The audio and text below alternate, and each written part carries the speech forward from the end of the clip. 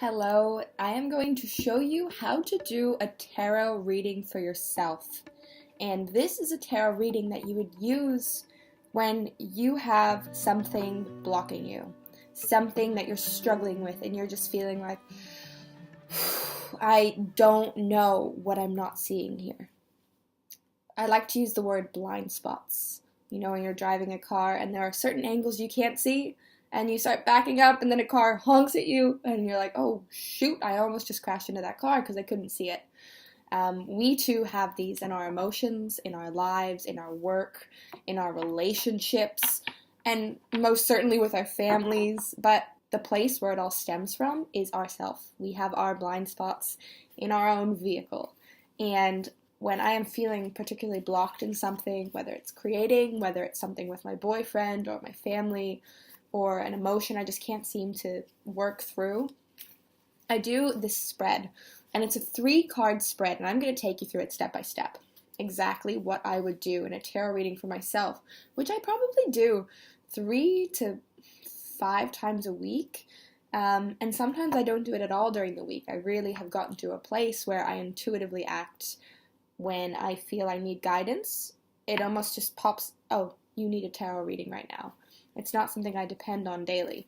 And for me, that's really wholesome because it allows me to have a healthful relationship with the tarot cards. You know, if you think of any relationship in your life, if you need that every single day, you need your boyfriend every single day or your girlfriend every single day, and there's a dependency, that can turn really unhealthy over a long period of time, and it can make the other person feel trapped. Same with any kind of teacher. If you have a teacher and you need your teacher and you can't function without that service, again, it's a way of taking the power out of your own hands. And I'm all about putting the power back in my body. Anywhere that I have dispersed my own power, I'm like, how can I get that back? How can I bring that into my center channel, into my life force, into my eyes, into my heart, into my sexuality, into my passion. So let's get to it. The question, I will share with you my question after so you can actually see the magic of how this unfolds. But what I would do first is I just hold my deck in my hands. And I take a few breaths and I hold it close to my body. And I would just think of something I'm feeling blocked in.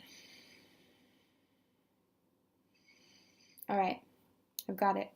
Now I'm just going to gingerly, I'm just going to use that word, shuffle my cards. As such, I just move them around in my hands. I sometimes pick up different ones. And what I watch for is sometimes a card will jump out, sometimes it won't. And they're not feeling so jumpy right now. Oh, well, it's kind of jumpy. So I'm shuffling, and when I just feel ready, I'm going to stop, and I'm going to pick my top 3 cards from the top of the deck. Okay, I feel ready. I feel like they have been shuffled enough, and this is the beautiful thing about tarot. It's you feel, and it's like you just know when you're done with something, or you know when you're ready to change, and I just knew that I was done to stop shuffling those cards. So I'm going to lay them down on the table, and I'm going to pick from the top 1, 2, 3. Okay. All right, so the way that this can unfold, I've seen 2 ways over my thousands of tarot card readings I've done for myself, for friends, family, clients. And it can either be past, present, future, or it can be a story that you are being told by the tarot cards. First card. What is it? 9 of Wands. So I'm going to go through all the cards and then we'll discover what could be going on. The 3 of Cups or Chalices. And wow, I can already feel what this is. It's like an energy moving through my body. Something about me, I tend to see in feelings. you know, some people can like smell and then see a color. I don't know the word for it. I feel I have that with emotions. I can see something and feel an emotion and hear words coming in my head or in my heart or wherever it is. And that's happening to me right now. And that happens with most of the readings I do, even with people I don't know sometimes. And that's something that I really love sharing and coming out more about. So, there is an interesting spread here, and I'm going to share with you some of my observations. And these are observations that you can take forward into your own tarot readings. Each of the suits, you may or may not know this if you're a bit of a novice tarot reader. If you get wands or cups or pentacles, these are the 3 of the 4 suits. The only one that's missing is swords, which is interesting. And each suit embodies some element. And each element embodies some characteristics and qualities. The wands is all about your fire, your spirit, your energy. It's not about money, it's not about emotions or your mind, it's like your pure energy. The cups is more about emotions. Think about a cup. A chalice holds water, and our emotions are linked with the cups. The pentacles, the coins, this is like the earthly realm.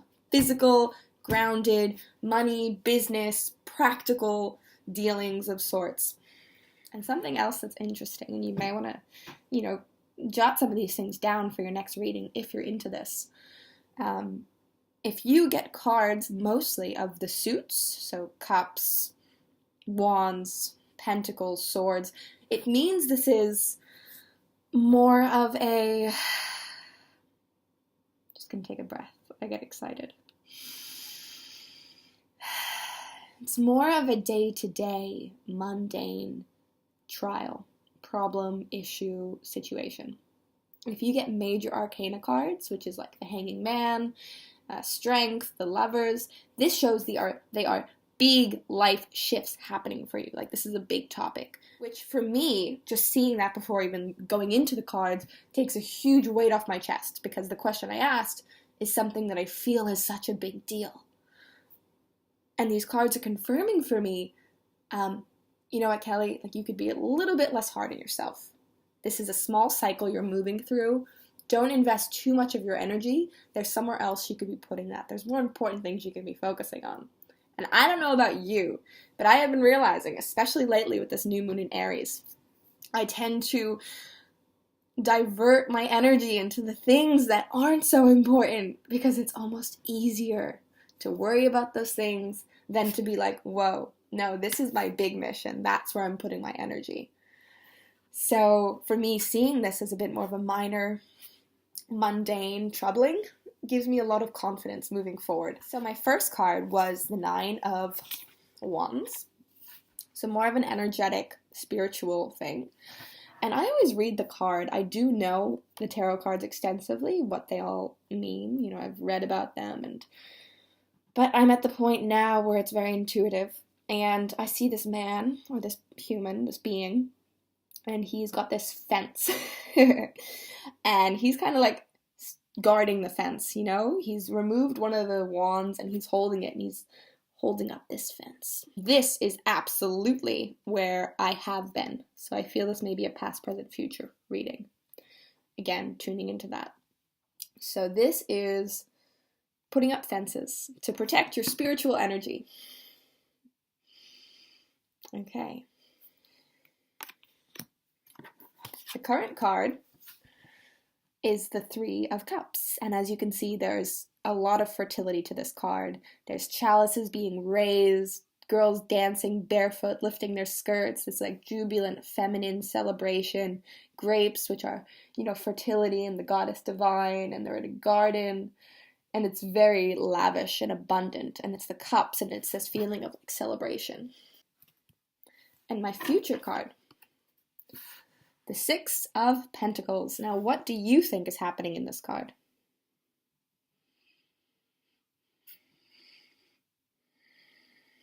There are scales being held in one hand and money being given in the other. Coins, offerings being given, generosity. of a physical nature. And these people who are receiving, they're not dirty, they're not they don't look, they're stricken by poverty. They just look like normal people. I see this card as generosity, giving of your earthly good freely, and when it's due, and not clinging so tightly. So I'm going to share with you a bit vulnerably what my question was. My question was about my family. I notice I put up a lot of boundaries and walls emotionally with my family, where I don't mean to, but I just feel I can be quite cold, and I'm just like, I don't have time for you. And it can sometimes be challenging for me mentally, because I'm committed to a life of growth and embodiment and empowerment, and I cannot help but see the standard of how I hold myself in every place in my life where I'm not meeting that. So I've been presented with by my tarot. This is more of a cycle that's passing through. It's not something to be diverting a lot of your life energy to. This is a small thing. Past, building fences, and I for sure have done this. For good reason. I've had to build boundaries to protect my spiritual energy. Growing up as a child, there was a lot of pain, trauma, violence in the household, and it was a beautiful home, but I can't deny that was there for sure. And maybe feelings of abandonment at times, and noticing people weren't present, or they were present, or they were gone, and then they were there. And it for sure, I put up boundaries, and to protect myself, and to protect I really felt like, even from the age of 7, I can remember being like, I need to make sure I don't get hurt from this. What 7-year-old thinks about that shit? Anyway, the boundaries and the walls were there, protecting my spirit.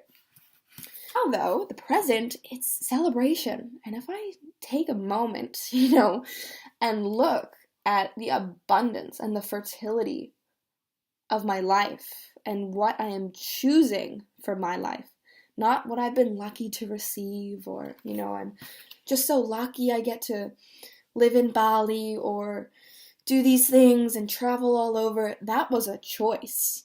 And those choices required me to push myself off of cliffs thousands of times.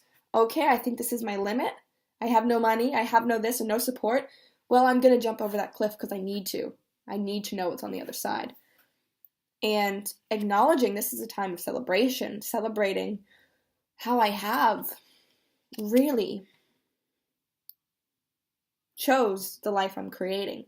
And there's still so much more I want to choose, but even just speaking of myself this way is something I don't normally do. I don't normally externally celebrate myself. It's very again, kind of guarded. No, I don't need to celebrate myself, and I haven't done much, anybody could do it. And I do think anyone can do it, but it does take a level of commitment. Need to breathe again. Fearlessness, and passion, a hunger that you are willing to give up anything to get you to the person that you are inside, and surrounded by the people that see that in you. And I have built that from the ground up, absolutely. And I have been blessed with teachers and lovers and friends along the way who have allowed me to really find myself more and remember myself. And I feel it is a time of celebration, and I don't need to be stuck in old patterns of, or even lineage patterns that aren't mine. I'm allowed to celebrate my life. I'm allowed to celebrate what I'm choosing. And it may be different than what my grandmother's grandmothers have done, but I can celebrate that. And I can initiate that for all the future children that may come through me. And the future, generosity. And this message has been coming up a lot for me, being generous. And I can totally see that, in a very physical way, being more generous, being more giving of my love. I have an abundance of energy, an abundance of Shakti and juice and sensuality, and this is everything I'm honing right now and cultivating through my teacher training with Dancing Eros, and all of the personal journeying I'm doing, it's a lot about like filling my tank. And I'm already full, but actually feeling comfortable and confident to give some of that. Because before I've just been hoarding it because I was like, no, it's not safe to give it. But that's actually not the truth anymore. The truth is I am abundant, I am overflowing, and I have more than enough love to give. I can pour hugs and kisses onto my family if I don't feel I can connect through words so much. I have the energy to give love. I can be generous with my love and with my energy while still having healthy boundaries. For me, a reading would normally go for about that, maybe 15 minutes. I would take time to look into each card. And, but I wouldn't talk so much, obviously. It would be more of a quiet thing. And usually I journal after if it's something that feels very important or something I'd like to reflect on later. Sometimes I even draw the card or take a picture. But that's a reading. And, tarot for me has just opened, it hasn't opened any doors at all. It's just, it's activated the mystic in me, the witch, the intuitive, the wise woman. It's given her a vessel to speak through. I absolutely feel so guided when I'm doing it. And every time I do a reading with someone, it's just like, I feel like it's not even me. I'm there. But this intuitive, like a synapse in my brain is just speaking and weaving. And people are in tears, or they're shaking, or they're laughing, or they're like going through some huge breakthrough. And these cards are super activating. They're so activating. And, the way I look at it is these cards, all of these cards, they're inside of us. And they're just little reminders. It just pops up and it's like, it's like, yeah, this is in you. Let's touch on that nerve. This is in you. Let's touch on that nerve. It's a reminder of the magic that you are. And we don't often have so many cues from the world around us and our work and our jobs to tap into our intuition. So having a tarot deck by your side allows you to cultivate your intuition every day. Even if you don't use them every day, just having them on your bedside table. It's really powerful. Like they speak volumes.